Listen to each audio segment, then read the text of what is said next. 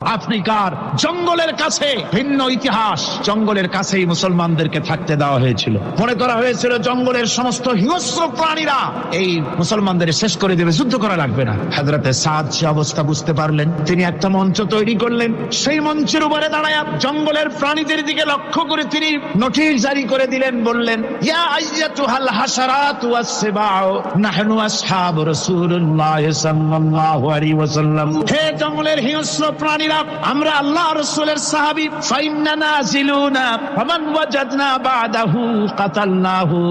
আমরা রাসূলের সাহাবী, এইখানে আল্লাহর দ্বীনকে কায়েম করার জন্য আমরা এসেছি আল্লাহর কলেমার আওয়াজ নিয়ে, আমরা এখানে রাত কাটাবো। সুতরাং এই জঙ্গলের ভিতরে হিংস্র প্রাণী যত আছো সব আমাদের এই জায়গা ছেড়ে অন্যত্র চলে যাও। আফ্রিকার জঙ্গলি মানুষেরা চিন্তা করলো, মানুষের কথা কি জঙ্গলি প্রাণীতে শোনে নাকি, পাগলে কয় কি? তারা তাকায় তাকায় দেখলো হযরতে সাদের এই ঘোষণার পরে বাঘের কাতারে বাঘ, সিংহের কাতারে সিংহ, সাপের কাতারে সাপ, যার যার ডিম আর বাচ্চাগুলি মুখে কামড়ায়া সাহাবীদের এলাকা ছেড়ে দিয়ে তারা অন্যত্র চলে গেল।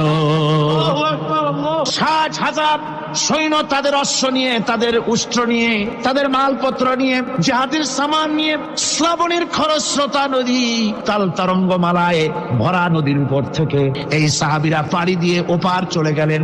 ওপার যাওয়ার পরে হযরতে সাদ বলছেন, তোমাদের কেউ কি হারায় গেছে নাকি?